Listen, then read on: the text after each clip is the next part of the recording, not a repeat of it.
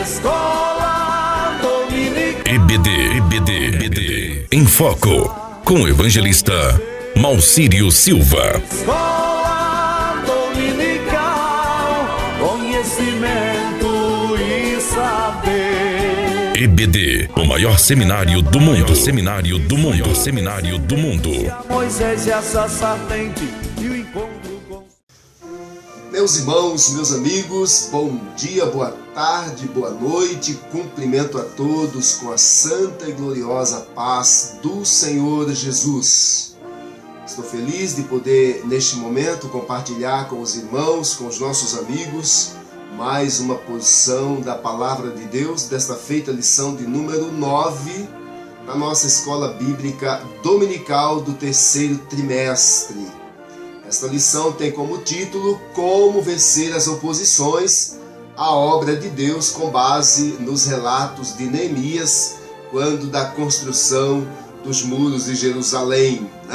O texto áureo diz assim: mas em todas estas coisas somos mais do que vencedores por aquele que nos amou. Romanos capítulo 8, verso 37. A verdade prática diz: quando depositamos a nossa confiança em Deus, descobrimos que Ele é maior, muito maior, do que todos os obstáculos que encontramos ou que enfrentamos durante esta batalha que nós estamos vivendo.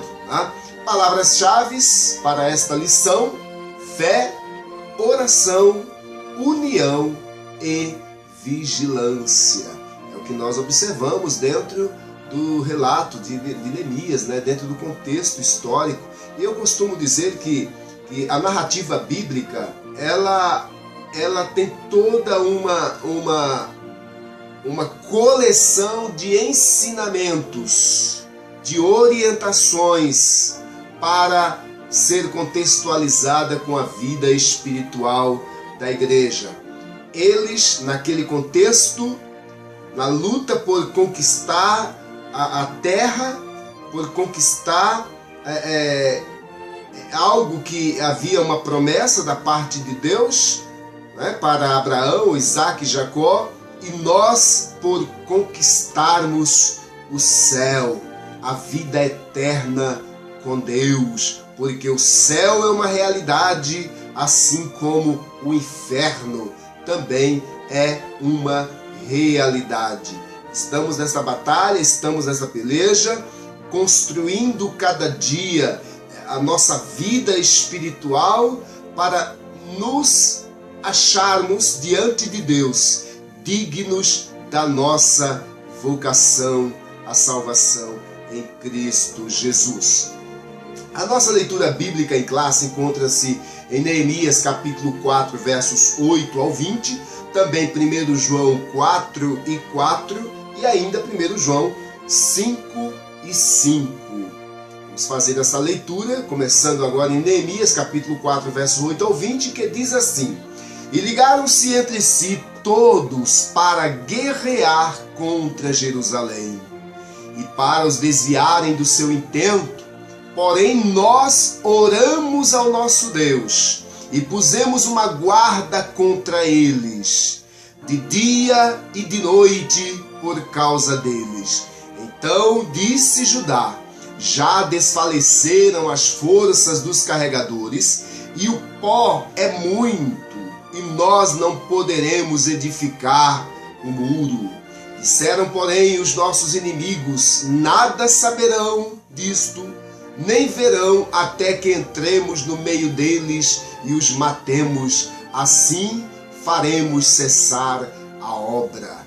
E sucedeu que, vindo os judeus que habitavam entre eles, 10 vezes nos disseram: de todos os lugares tornaram contra nós. Então pus guardas nos lugares baixos, por detrás do muro e nos altos, e pus ao povo pelas suas famílias, com as suas espadas, com as suas lanças e com seus arcos. E olhei e levantei-me e disse aos nobres, aos magistrados e ao restante do povo: Não os temais, lembrai-vos do grande e terrível Senhor, e pelejai pelos vossos irmãos, vossos filhos, vossas mulheres e vossas casas. E sucedeu que, ouvindo os nossos inimigos, que já o sabíamos, e que Deus tinha dissipado o conselho deles, todos voltamos ao muro, cada um à sua obra. E sucedeu desde aquele dia, metade dos meus servos trabalhava na obra, e metade deles tinha as lanças, os escudos, os arcos e as couraças, e os líderes estavam por detrás de toda a casa de Judá, os que edificavam o muro, os que traziam as cargas e os que carregavam, cada um com uma das mãos fazia a obra, e na outra tinham as armas. E os edificadores, cada um trazia a sua espada cingida aos lombos, e edificavam. E o que tocava a trombeta estava junto comigo. E disse eu aos nobres, aos magistrados e ao restante do povo: grande e extensa é a obra, e nós estamos apartados do muro, longe uns dos outros. No lugar onde ouvirdes o som da buzina, ali vos ajuntareis conosco. O nosso Deus pelejará por nós.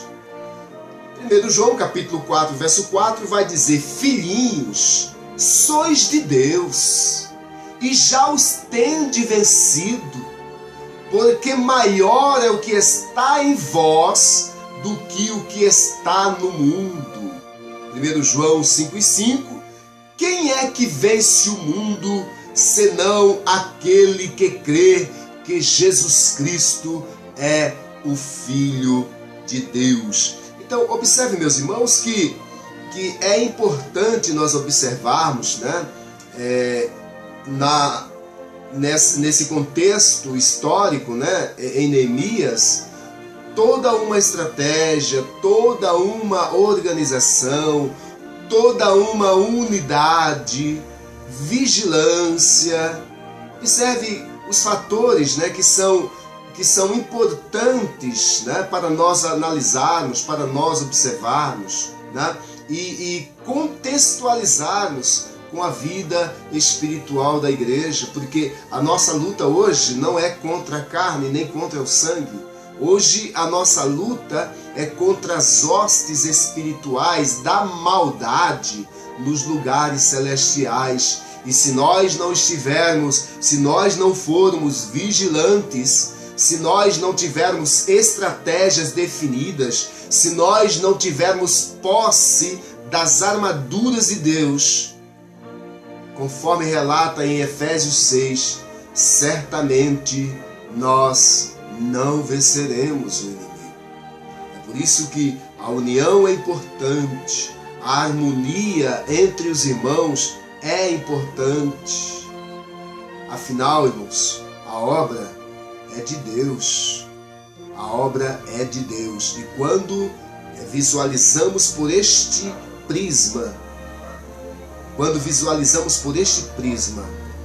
sempre o inimigo será derrotado, o nome do Senhor será glorificado, e você, eu, nós, cada vez mais edificamos a nossa própria casa espiritual na rocha que é Cristo, o Senhor. Objetivo geral: destacar as medidas tomadas por Neemias a fim de vencer as oposições à realização da obra de Deus. Objetivos específicos desta lição: primeiro tópico, ressaltar o que a Bíblia afirma sobre a natureza dos ataques espirituais à obra de Deus.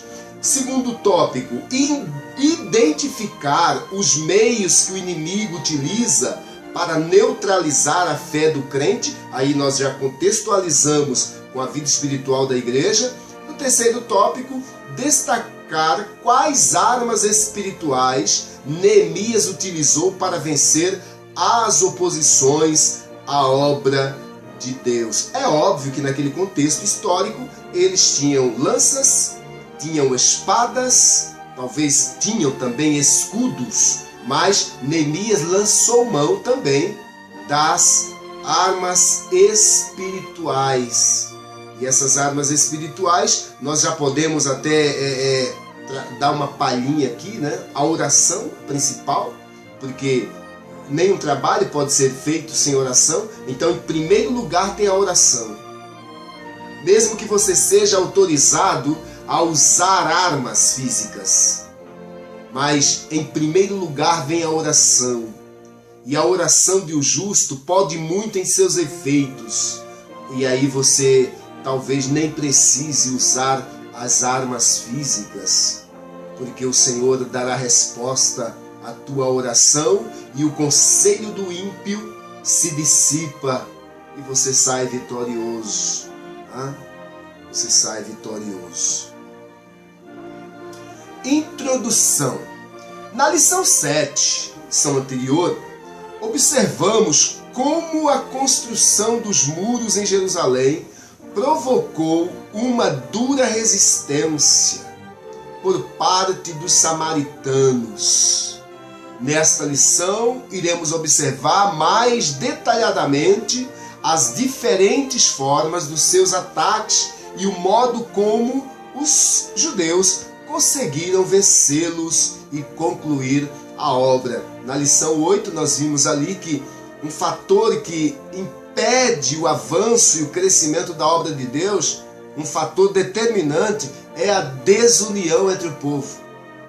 E muitas vezes analisamos situações e problemas e percebemos que se houvesse unidade, se houvesse união, as coisas teriam um outro rumo, teriam uma outra direção, seria mais leve, as cargas uns dos outros seria mais suave, mais tranquila de carregar.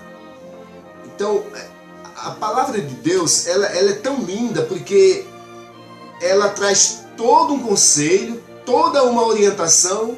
Infelizmente não são todos que têm disponibilidade ou voluntariedade, né, para ouvir, para obedecer, para ser submisso, para estudar a palavra de Deus. Aliás, muitas vezes nem a escola bíblica dominical comparece, nem aos cultos de ensinamento comparecem, e aí fica difícil para você vencer. E às vezes essa dificuldade que você encontra, você acaba também, em função dessa dificuldade que você tem, tornando-se resistência à obra de Deus. É importante nós frisarmos isso. Primeiro tópico: qual a procedência desses ataques? A primeira coisa que nós precisamos observar: qual é a procedência desses ataques? De onde se origina esses ataques à obra de Deus? Porque quando você identifica o foco e a raiz do problema, fica mais fácil para você resolver, para você solucionar. Então, a primeira coisa, qual é a procedência disso? Qual é a procedência disso? Às vezes fracassamos e erramos porque damos ouvidos a uma das partes e a outra parte fica sem ser ouvida e você não sabe exatamente aonde se originou o problema. Por isso que é sempre bom ouvir as partes, tanto de um lado quanto do outro, né? E de preferência às vezes com testemunhas, para que a obra de Deus ela não venha sofrer por irresponsabilidade de alguns. Nós somos uma família, a família de Deus, e precisamos que esta obra, que este negócio tenha o seu objetivo concretizado. E o maior objetivo da obra de Deus, no contexto espiritual da igreja, é libertar o mundo pelo poder do Evangelho, pelo poder da palavra de Deus. E aí ficar discutindo entre nós, muitas vezes atirando uns contra os outros, nós perdemos e a obra de Deus ela perde muito mais. Primeiro subtópico: a Bíblia revela a verdadeira força por trás destes ataques. A Bíblia diz assim: não temos que lutar contra carne e sangue, mas sim contra os principados, contra as potestades, contra os príncipes das trevas deste século, contra as hostes espirituais da maldade nos lugares celestiais. Efésios capítulo 6, verso 12. Então, observe, meus irmãos, meus amigos, que nessa batalha espiritual que se trava no nosso dia a dia, às vezes aquela pessoa, ela é apenas um instrumento sendo usado. Não é ela a causadora desse ataque. E aí é onde nós precisamos definir com quais armas vamos lutar. É por isso que a oração é tão importante, porque a oração, ela traz a revelação, ela traz a resposta, e aí nós vamos no foco certo. Os inimigos visíveis são meramente instrumentos dos demônios, como nós acabamos de falar, né? Desde que Lúcifer criou o pecado lá no céu e foi expulso de lá, ele tem sido o arqui-inimigo e adversário de Deus. 1 Pedro capítulo 5, verso 8. E ele vai sempre lutar e combater contra a criatura. Preste atenção nisso, meu querido.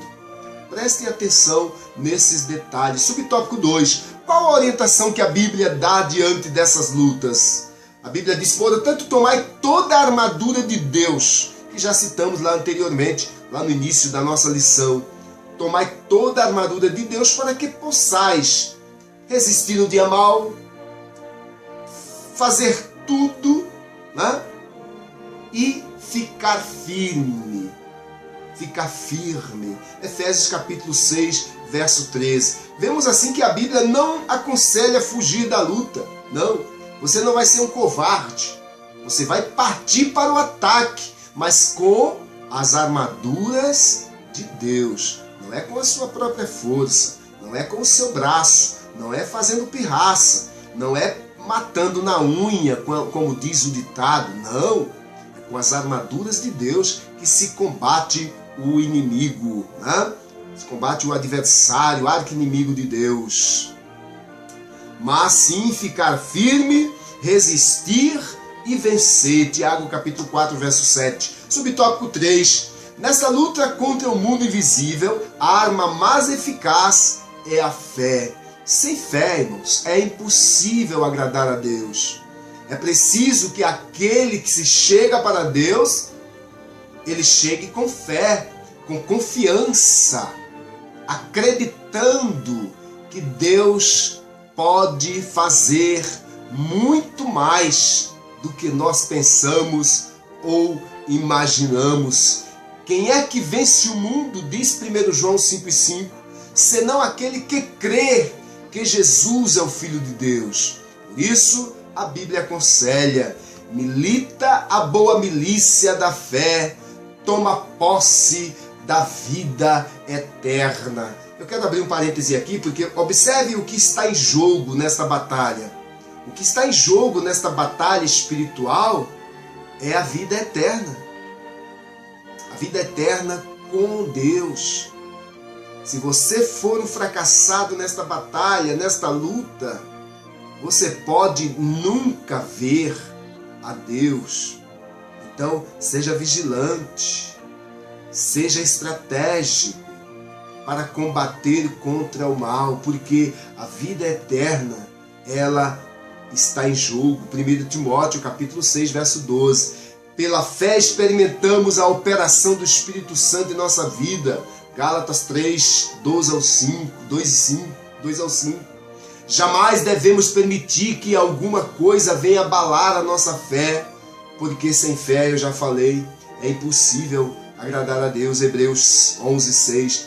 Devemos não temer, mas crer somente. Crer que de uma forma ou de outra, de uma maneira ou de outra, Deus vai se manifestar. Faz-me lembrar agora da resposta de Mardoqueu para Radassa, para Esther. Olha, você pode até negligenciar este negócio.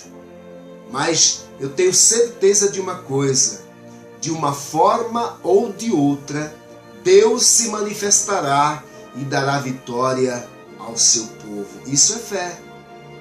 Isso é a fé que move montanhas e que toca o coração de Deus.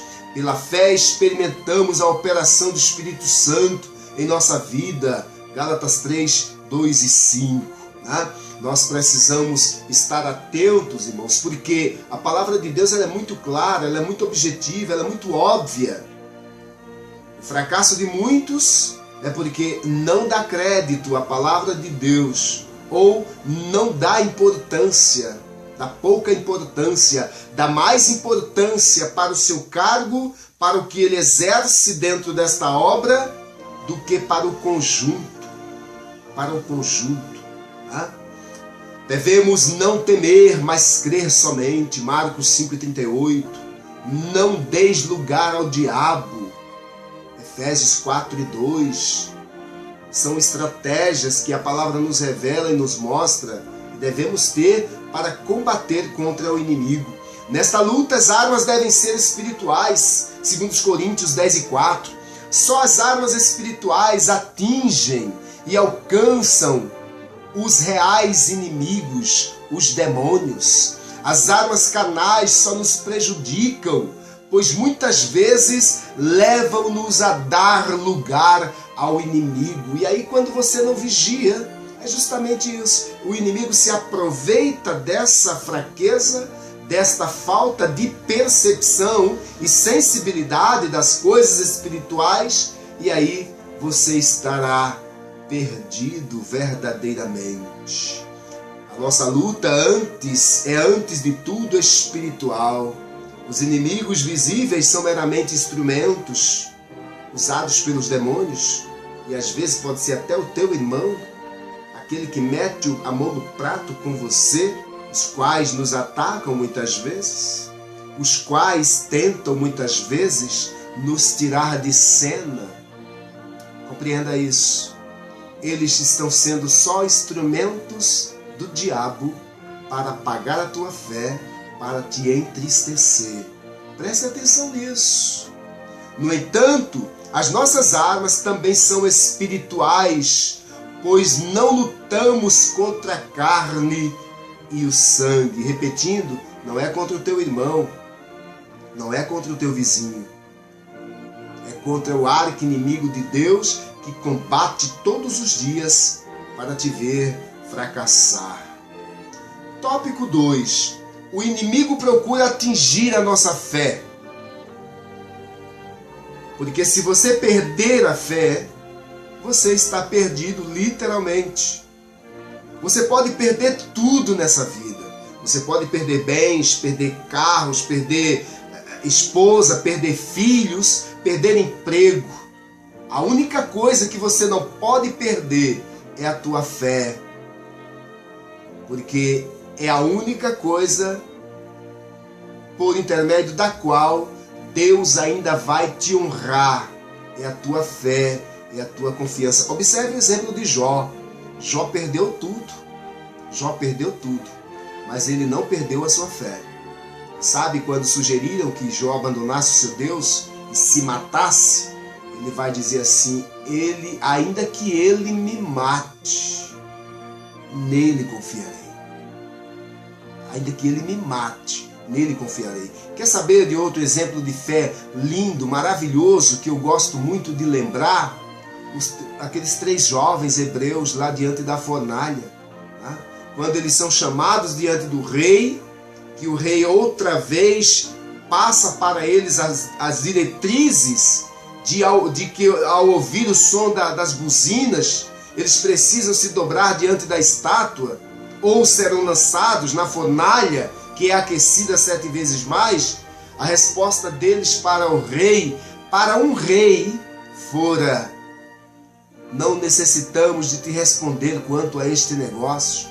O nosso Deus a quem nós servimos, Ele pode nos livrar da fornalha de fogo ardente e das tuas mãos. E se não acontecer, se Ele não nos livrar, fica sabendo que nós não nos dobraremos, nem nos prostraremos diante dos teus deuses e da imagem que levantaste. Isso é fé. Isso é a fé que Deus espera do seu povo. O inimigo procura atingir a nossa fé. Primeiro subtópico, o inimigo ataca com a arma do desprezo. E essa arma do desprezo, ela vai atingir o teu psicológico. Tá? Arma do desprezo. É isso, é um fracassado. É um fracassado. Não vai conseguir. Ele é fraquinho para isso. Ele vai tentar atingir o teu psicológico. Vigia, crente. Presta atenção nas estratégias que o inimigo luta, que ele planeja para combater contra a tua fé. Diziam que fazem estes fracos judeus. Os inimigos diziam, Neemias 4:2, de fato em nós mesmos somos fracos. Paulo disse, né? Quando eu estou fraco, aí então eu percebo que eu estou forte. Mas essa fraqueza que Paulo se refere, é bom que seja frisado isso também, é quando eu recuo e deixo que Deus haja em minha defesa e permito que Deus haja em minha defesa. Aí eu me torno forte, aí eu me torno gigante. É importante nós analisarmos isso também, 2 Coríntios 12, do 9 e 10. Quando o crente é tentado a se comparar com o inimigo, está em perigo. Foi esta tentação que derrubou Israel muitas vezes, muitas quedas, muitos tombos, né? Quando os 10 espias disseram, não poderemos subir contra aquele povo porque é mais forte do que nós. Números 13:31. Os israelitas recusaram-se a subir, recusaram-se a dar ouvidos à mensagem de fé transmitida por Caleb, que dizia, certamente prevaleceremos contra ela. Números 13:30. O Senhor é conosco, não os temais. Números 14:9. É importante, irmãos, que nós demos ouvidos a mensagens, a palavras de incentivo, a palavras de encorajamento. E aí sim você se torna um gigante. Mas quando você se compara, faz essa comparação entre você e o inimigo, você já está derrotado, porque você esquece de que é Deus que peleja pelo seu povo. Observe que no auge da fé do povo hebreu, no auge de sua vida, sob a orientação de Deus e submissos à sua palavra, eles venceram inimigos muito mais poderosos do que eles, porque a sua fé e a sua confiança estava em Deus. É importante se frisar isto. Segundo subtópico, o inimigo ataca com a arma do escárnio. Ele procura escarnecer de você, mesmo sem causa. Neemias 4, 3 e 4, Jeremias 20, verso 7, Salmo 79 e 4. Trata-se de uma arma que os inimigos da obra de Deus têm usado em todos os tempos, escarnecer do povo de Deus sem causa. Isso ataca o psicológico das pessoas. Quando os servos de Deus sofrem escárnio, são tentados a ficarem desanimados, a desistirem de lutar. Todavia, devemos lembrar de que isso é o que os fiéis sempre tiveram que suportar. Hebreus 11:36, ali nós temos, em 11 de Hebreus, nós temos ali a escalada ali dos heróis da fé, né? Que sempre sofreram ataques por parte dos inimigos, com escárnios, palavras muitas vezes de pequenez lançadas contra eles, mas foram gigantes porque tinham sua fé abalizadas na palavra de Deus. Salmo 35, 15 e 16, 44, 13 e 14. Nem mesmo Jesus escapou do escárnio. Mateus 20, 19, 27, 39, 29 ao 39, ele disse: se chamaram Beelzebul ao pai de família, quanto mais aos seus domésticos. Mateus 10 e 25. Isto faz parte da cruz que devemos aceitar quando seguimos a Jesus. Mateus 10, 38 e 39, ainda 16, 24 e 25. Os que são carnais procuram escapar do escândalo da cruz. Gálatas 5 e 11. Olha, irmãos, nós precisamos estar muito alerta, muito atento às estratégias que o inimigo usa para combater a nossa fé, o desprezo, o escárnio, para fazer você desistir, para fazer você desanimar. Preste atenção, e você será sempre vitorioso. Subtópico 3. O inimigo chama a nossa atenção para a imensidade da tarefa. É difícil, você não vai conseguir. Isso é uma obra gigantesca, não é para você. Você é pequenininho, você não é ninguém. Estratégias do inimigo. E quando a tua fé, alimentada pela palavra de Deus, ela te torna um gigante. Vivificarão dos montões de pó as pedras que foram queimadas? Era essa pergunta que eles faziam para o povo enquanto edificavam. Vivificarão dos montões de pó as pedras que foram queimadas? Neemias 4 e 2. Moisés, ao olhar para a dimensão da tarefa para a qual Deus o chamava, recusou-se a ir. Quando, porém, Moisés meditou na palavra de Deus, que Deus iria com ele, Êxodo 3 e 12, e que Deus seria com a sua boca, Êxodo 4 e 12, Moisés se animou e viu as montanhas tornando-se em campinas, em planícies diante dele. Glorificado seja o nome do Senhor. Zacarias 4 e 7. Quem faz a obra é Deus. É Deus que está no controle, é Deus que está no comando. Nós precisamos ter essa sensibilidade e essa percepção. Isaías 26 e 12. Mas ele usa instrumentos, ainda que estes sejam pequenos e a tarefa seja grande. Deus sempre vai usar você, pequenininho, como gigante na sua obra, para fazer prevalecer a sua vontade, desde que tenha fé dentro do seu coração. Subtópico 4. O inimigo usa contra nós os boatos e as mentiras. Os samaritanos espalhavam calúnias contra Neemias, dizendo que ele pelejava, que ele planejava constituir-se rei. Ele está se mostrando, ele quer governar entre nós, ele quer ser rei do seu povo, quem sabe até do seu povo fracassado. Mas lembre-se, estratégias do inimigo para fazer parar a obra de Deus. Neemias 2:19, 6, 5 e 6. Tudo isto para amedrontar os judeus e assim atingi-los em sua fé em Deus, em sua confiança, em sua crença. Neemias respondeu: de tudo que dizes, coisa nenhuma sucedeu, mas tu, do teu coração, o inventas. Neemias 6 e 8. Paulo escreveu: tornando-nos recomendáveis em tudo, por honra e por desonra, por infâmia e por boa fama. 2 Coríntios 4, do 4 ao 8.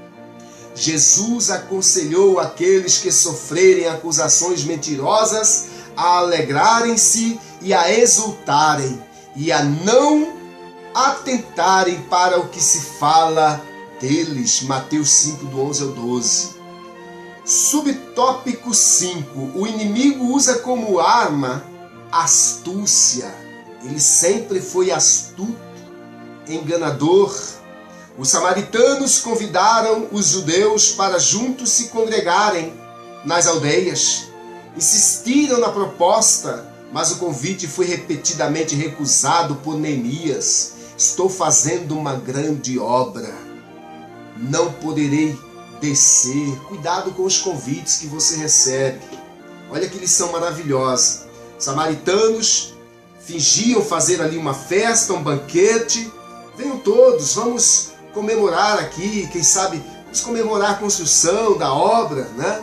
Mas Neemias cheio do Espírito de Deus, sabia que aquilo ali também fazia parte de astúcia do inimigo para combater a fé daqueles irmãos. Olha que coisa interessante que é a obra de Deus, que é a palavra de Deus, como ela nos abre o entendimento. Tá?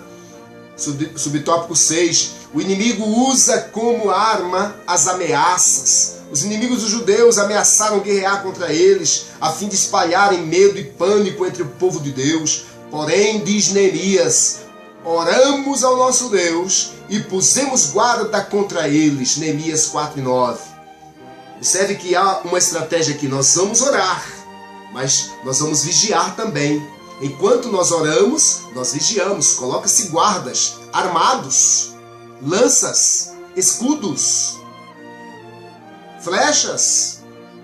Mas tem um grupo orando. Um grupo está orando e o outro grupo está vigiando. É importante isso. Contextualiza-se isso com a vida espiritual da igreja. Louvado seja o nome do Senhor. Oramos ao nosso Deus e pusemos guarda contra eles. Neemias 4:9. Os judeus não atacaram os samaritanos, mas defenderam a sua área de trabalho. Neemias 4:3-20. Oração, vigilância, atentos a todo momento. E aí nós observamos que não houve nenhum ataque por parte dos judeus contra o inimigo, mas estavam ali atentos para defender aquilo que dizia respeito a eles e à obra de Deus. Tópico 3. Qual o segredo da vitória de Neemias e dos judeus? Os judeus venceram porque tinham certeza de que estavam na vontade de Deus. A obra de Deus, estamos debaixo da vontade de Deus, esse é o querer de Deus, nós iremos vencer. Pense assim. Neemias disse aos seus inimigos, Deus dos céus é o que nos fará prosperar. Neemias 2:20. Neemias sabia que o Senhor o havia enviado para Jerusalém e que pelejava por eles. Esta certeza nos guarda de precipitações. Provérbios 29:20. E de falarmos palavras impensadas. Salmos 106, verso 33. Eclesiastes 7:9. Provérbios 25:11. Podemos assim governar o nosso próprio espírito. Provérbios 16:32. Subtópico 2. Os judeus venceram pela oração. Neemias era um homem de oração. Com frequência lê-se sobre como Neemias orava. Ouve, ó Deus nosso, lembra-te de mim para o bem. Lembra-te, meu Deus, de Tobias e Sabalate. Inimigos ferrenhos também que Neemias enfrentara. Neemias 4:4. 6:14, 13:29. Aquele que ora coloca sua dificuldade diante do Senhor, que quer e pode resolvê-la. Mesmo Deus que nos exortou a orar, também prometeu nos responder às orações. Jó 22:27, Salmo 50, verso 15, 46:1, né? Mateus 7, 8 e 11. Subtópico 3. Devemos também orar. 1 Tessalonicenses 5:17. Orai sem cessar. Isso é o conselho de Paulo escrevendo aos Tessalonicenses. Jesus deixou-nos o mesmo ensino. Falou-nos da necessidade de perseverarmos na oração, usando para isso uma parábola. Lucas 18:1. Paulo exortou aos Efésios a perseverarem em oração e súplica no Espírito, Efésios 6:18. E aos Colossenses ele escreveu, perseverai em oração, Colossenses 4:2. O que é então perseverança em oração? É oração constantemente, é oração ininterrupta. Como assim, pastor? Como eu consigo orar ininterruptamente? Você está fazendo os seus afazeres, você está no teu trabalho e você está ali, espírito ligado com Deus, em oração. Você não precisa parar no meio da praça, no meio do teu trabalho e... Você pode estar ali dirigindo e orando. Você pode estar diante da lousa com teus alunos enquanto escreve, enquanto ministra o ensino, você pode estar no teu espírito orando a Deus, falando com Deus. Lembre-se, nós estamos diante de uma batalha ferrenha, constantemente. E o inimigo, ele vai lutar sempre para combater a tua fé, a tua esperança. Perseverai em oração, Colossenses 4:2. O que é então perseverança em oração? Letra A. É impedir que alguma coisa nos estorve a orar, encontrando-nos apenas na oração. Precisamos de uma espécie de autodisciplina ou de controle sobre nós próprios. Marta não dispunha tempo para ficar aos pés de Jesus, porque estava ocupada. Lucas 10, 38-42. Quando começamos a orar, aparecem muitos obstáculos, mas devemos ser vitoriosos. Temos que ter vitória também em nossos pensamentos, porque o inimigo quer nos impedir de orar, fazendo-nos pensar em outras coisas. Letra B. É persistir em orar, ainda que o diabo procure tornar pesada e difícil a oração. Daniel orou 21 dias e veio a resposta. E então ele soube que a resposta demorara porque os espíritos malignos tinham impedido a resposta. Daniel 10, 11 e 14. Jesus mostrou a mesma verdade na parábola sobre a viúva.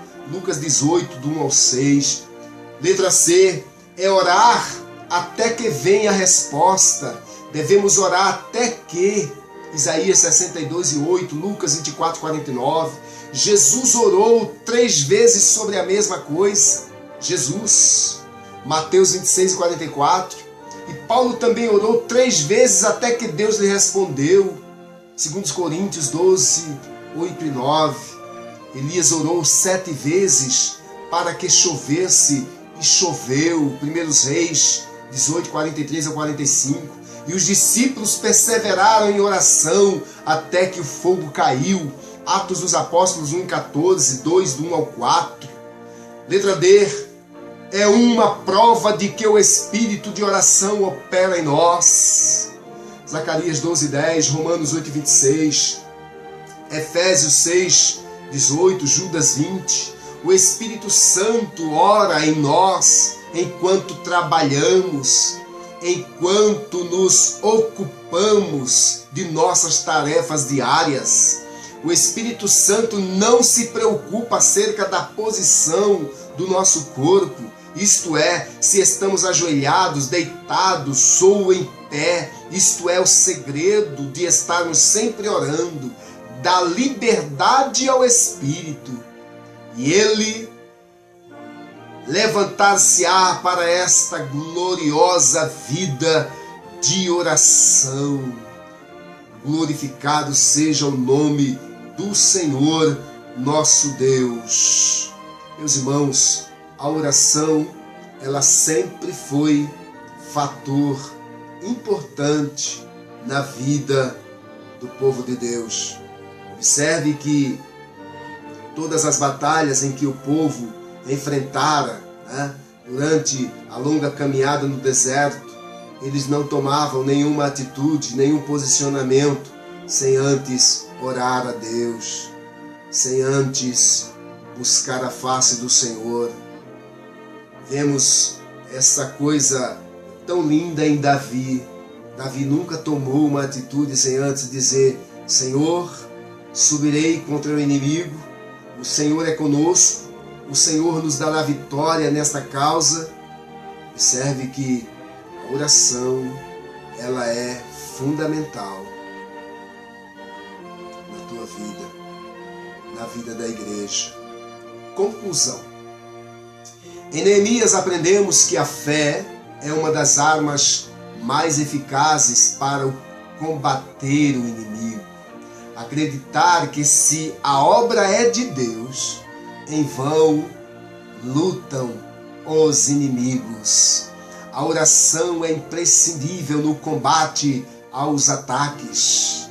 Ela é o meio pelo qual nos dirigimos a Deus que sempre se levanta do seu trono para atender ao clamor de um justo, do pobre, do necessitado, do aflito, do angustiado.